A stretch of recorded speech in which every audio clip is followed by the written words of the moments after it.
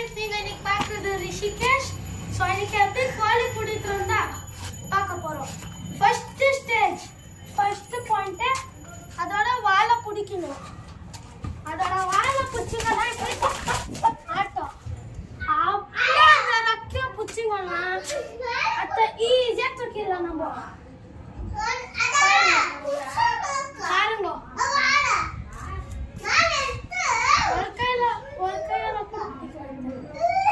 So அந்த 3 kilo கோழி தான் எனக்கு ரொம்ப டென்ஷனு. பாருங்க எப்படி ஆடுது நம்ம.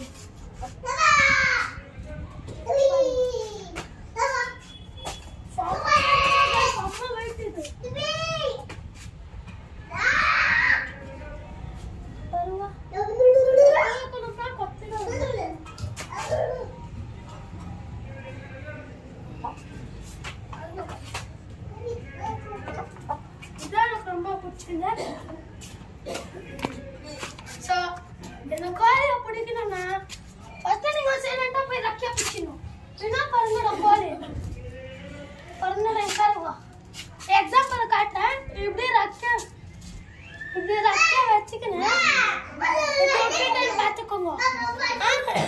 இப்படி இப்போ ரக்கியா பிடிச்சேன் பிடிக்கிறதுக்கு போனா போ பாருங்க. எக்ஸாம்பிள் காமிக்கிறேன். இப்படி வச்சிருக்கேன். அது ரக்கி ஆட்டம். அதுக்குள்ள நீங்க பிடிச்சிடணும். பாருங்க, இதுதான் உண்மையான கோழி. இது வந்து சேவல். இது 2.5 kg, 3 கிலோ. இது 2.5 கிலோ, அது 3 கிலோ. இங்க பாருங்க எப்படி கொண்டை எப்படி இருக்கு பாருங்க. இந்த கோழி என்னோட ஃப்ரெண்ட். ஆனா அதுதான் நம்ம பக்கத்துக்கு வரோம். ஒரு வாட்டி பறந்து கூட படம் வந்து கஷ்டப்பட்டு பிடிக்கணும் கோழியெல்லாம். அதுவும் நாட்டுக்கோழி. இது நாட்டுக்கோழி. எதுனா கஷ்டம் சாப்பாட்டுக்கு போகலாம்.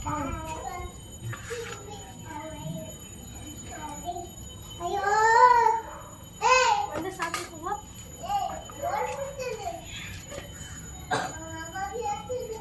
இப்போ சாப்பிடு. இது மட்டும் தான் கைஸ் எனக்கு ரொம்ப பிடிக்கும். ஆனால் சாப்பிட மாட்டேங்க.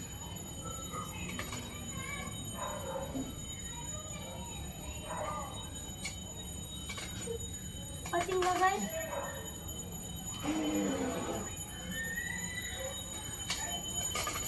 பார்த்தீங்களா எப்படி சாப்பிடுறதுன்னு?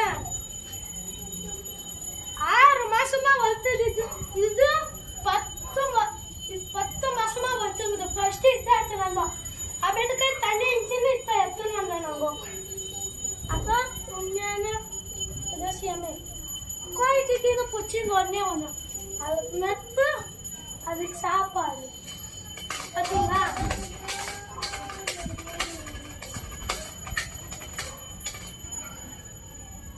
பார்த்தீங்களா எப்படி சாப்பிடுதுன்னு? 6 மாசமா வளர்த்துது. எங்களை கொத்தாது, எதுவுமே பண்ணாது. பார்த்தீங்களா எப்படி சாப்பிடுதுன்னு? பாருங்க.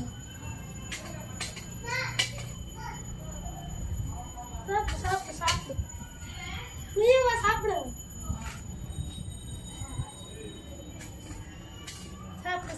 சாப்பிடு. பார்த்தீங்களா எப்படி சமத்தா கடன் சாப்பிடுது? ஆனால் இந்த கழுங்கெல்லாம் இருக்கு பார்த்தீங்களா, அதுதான் ரொம்ப மோசம். அது ஒவ்வொரு வாட்டி வந்து எடுத்துன்னு கொடுப்போம். ஆனால் கோழிங்க அப்படி கிடையாது. அதுக்கு வந்து நேரமே நட்பு. அதுதான்